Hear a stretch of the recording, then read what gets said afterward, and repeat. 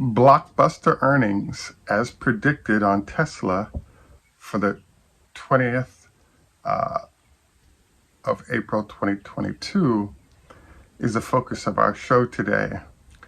We also have a look at Elon suggesting that we're going to be up in the 2 million range on vehicles for the year. This is Greg for Teslafaninsight. Thanks once again for joining us. If this is your first time, welcome. If you're a repeat visitor, welcome back. We also want to thank our Patreon supporters. If you enjoy the show, would like more information for better investing and trading, please join us on Patreon. This is a copyrighted broadcast, and we wanted to note that, and also thank you for taking time to like and subscribe. So, as we predicted, the numbers were blockbuster, 3 billion plus in earnings, 18 billion plus in revenue. All of these are really good numbers. As you notice with Netflix, though, just because you had good numbers for the quarter in general, the things like subscribers going forward is really what drives where the stock does and does not go. As you'll notice, pre-market today, we're up 70 points. I expect once the 3-day rule hits, we should be up another at least 100, if not 200 points, and then blend in what's going to happen with the stock split impacting all of that. So where should we focus our guns in terms of analysis? I did take the time to listen to the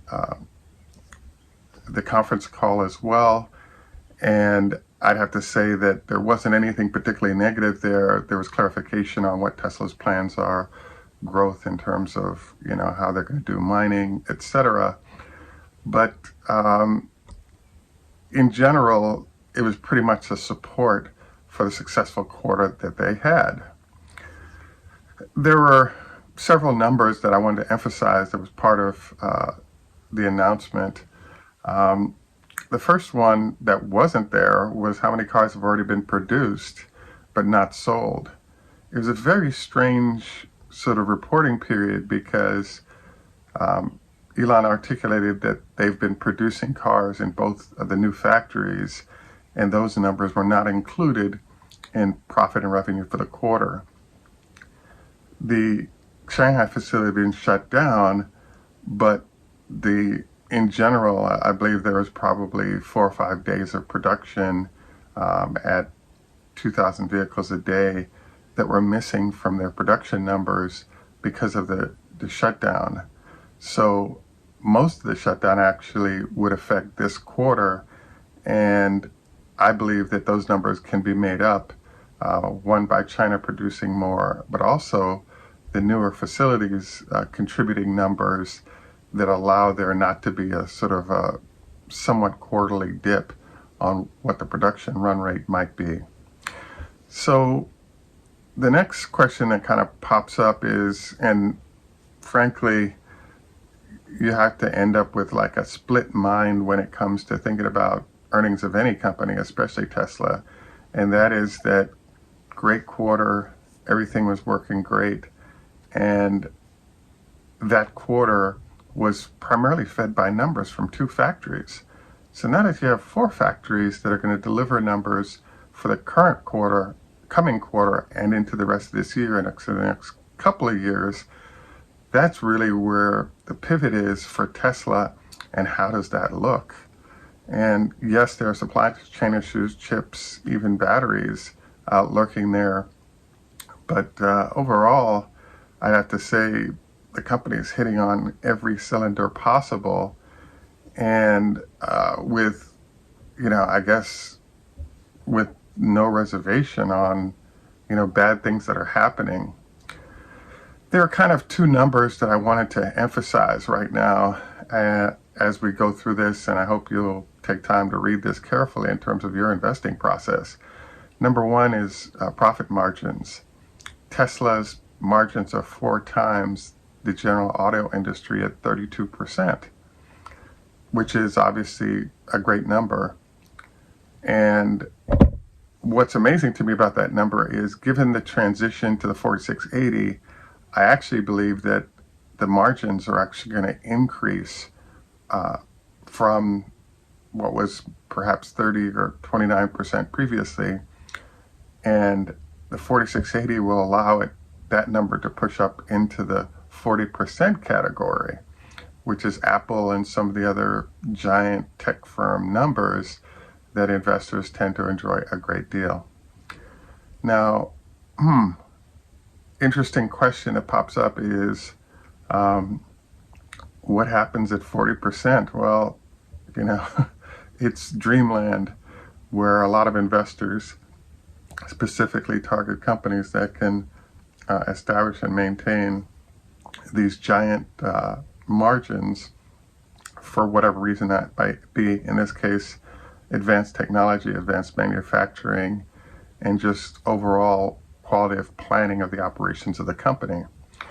So basically, Tesla, by Gordon Johnson and some of the other entities, the articulation has been everybody catching up to Tesla, but the reality is kind of the opposite.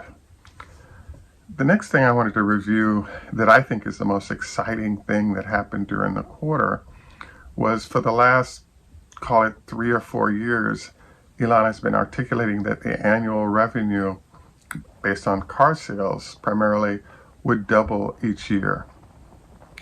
Well, and so he would articulate this by saying, hey, we can guarantee that we're going to do 50% growth for the year. And he's at least met that number, if not greater, on an annual basis.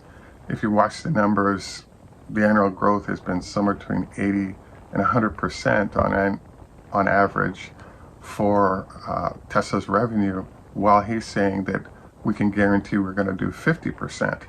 So he has this UPOD under promise, over deliver thing going on. I'm going to go out on a limb here, and based on Elon's process of how he articulates Tesla's numbers, I would say that Elon's announcement that they will do 60% instead of 50% growth this year is an articulation that they're going to do 120%. And that's actually really easy, because all he has to do is get the new factories up to a quarter, maybe a half of their capacity, and he easily achieves that number. So the target is 1.4 to 1.5 million based on his 50% growth target. What this says to us then is they're going to get 2 million this year, heading for 2.5 million vehicles, if there's some cooperation in terms of factory shutdowns, as well as some of the other challenges with semi, etc. The other note that wasn't sort of baked in there was one of the analysts that we reviewed talked about the fact that when you look at how they're going to grow because of the new factories, and then you add in all the new products, the semi, the Cybertruck, and the Roadster for next year, the growth rate for Tesla is actually accelerating nicely, which justifies the higher stock price. So I'm really eager to see right now how this is reviewed by the large investors, and therefore Tesla benefits from a terrific situation all around. Today the market is cooperative with Tesla's success, and so therefore I expect us to get a nice run on the open and continue that for the day. But I am really looking forward to seeing how investor sentiment changes, because if you look at the layout of analysts and its impact on investors in terms of large institutions, we're still in the zone right now where as much as 25% of the investors, if not 30%, are still in the sell or hold, do not buy more situation with Tesla.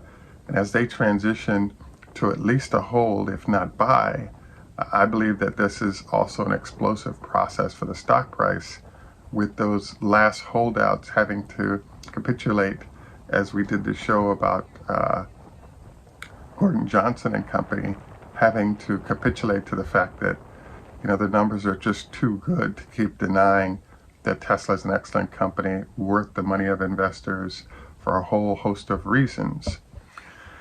The other point that was being, that I learned about, is a discussion that was being had about sort of consumer attitude towards Tesla and its product in terms of brand value. One of the lurking discussions has been, well, what's going to happen with autonomous driving, robotaxis, that whole sector? There's definitely money that's baked into the value of the companies currently in that. But in general, what consumers seem to be saying as that's developing is that, hey, I'll take the vehicle as is, and I'm happy to do so based on the fact that it's a great vehicle and fits so many other elements, and the fact that full FSD is not available is a minor issue in the decision making. Another item that popped up that I thought was interesting was the fact that more people are taking performance versions versus the regular version or long range, because it allows you to sort of jump the line amount of time that you might have to wait a bit if you go that route. So for those of you who are thinking about buying right now, that might be one way to reduce cycle time to purchase that you might want to consider. Any rate, overall, terrific quarter. Congratulations to shareholders like yourself and Tesla on what they've accomplished. We look forward to sort of digging into numbers more and the analysis more to deliver some, more insights that may not have already been there. I just think that this thing is hitting on all cylinders, and instead of everything being barely getting there, it's actually improving. I'm also impressed by the fact that Tesla's been able to raise prices as inflation has hit, be it oil prices, be it commodities, etc. And the consumers, in terms of the value proposition Tesla represents, it's still a fit for the market segment that those cars fit into and are, if you will, growing into. So we look forward to some more monthly numbers from Tesla, and the momentum that's built up and continuing, I think, sets us up for some pretty exciting times over the next few quarters. And I think that really shows in the stock price and what's going on here. And I have to say, it's amazing and well done.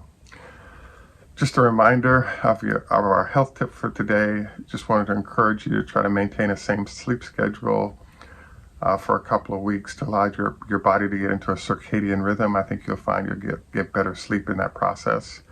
We also wanted to note that we have more health tips below from a number of physicians all over the country. We also wanted to thank you for taking time out to join us. It's much appreciated. To close out today, Tschüss German, au revoir French, Lehitro, Hebrew, Choda Hafez, Farsi, Strasiche, Russian, Ni Hao Ma, Chinese, Kambawa, Japanese, Heido, Swedish, G'day, Australia, Asante, Swahili, and in Jamaica, Namaste, Hindi, and in Jamaica we say, enough respect, walk good. Look forward to your comments, and congrats on making some money on the stock as it's rising once again.